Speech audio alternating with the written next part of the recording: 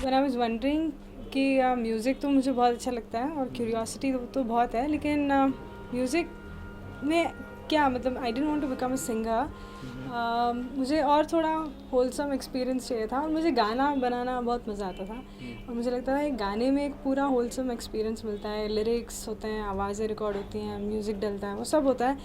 And so I understand a very traditional form of song making, so that's how I started. और फिर मैंने ऐसे ही घर पे गाने बनाना शुरू किया था।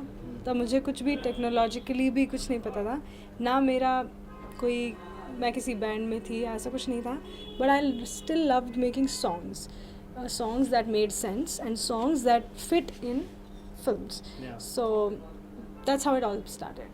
Anurag, I think, liked Oelaki, and so he offered it to me. At that time I was working on LSD, और LSD का मास्टर ख़त्म करते से ही next day I was working, I start work on Wasseypur. Now we were not trying to make more songs कि अभी you know more and more songs, ऐसा कुछ नहीं था। Film is also set in like there is a time lapse also, कि इस decade में शुरू होती है फिर जाके 2-3 दशक के बाद ख़त्म होती है। तो इसलिए गाने बनाने का स्कोप काफ़ी था। And Anurag really likes his music and he likes to use it well. So he's very enthusiastic, and if the leader is enthusiastic तो पता नहीं चलता कब इतने सारे गाने बने। इसमें आपको बेसिकली कई सारे बिहार के भी कुछ इंस्ट्रूमेंट्स आपको सुनाई देंगे। आपको चटनी म्यूज़िक भी सुनाई देगा, जो बिहारी लोग जो बहुत साल पहले माइग्रेट हुए थे इधर उधर दूसरी कंट्रीज़ में, जैसे ट्रिनिडाड में, तो ट्रिनिडाड के कुछ फ्लेवर्स आपको सुनाई देंगे। उसके अलावा बुलबुल तरंग है, जिसको बैंजो भी कहते हैं। धनताल एक बिहार का इंस्ट्रूमेंट है जो ट्रिनिडाड में अभी तक है, लेकिन बिहार में अब उसका चलन है ही नहीं।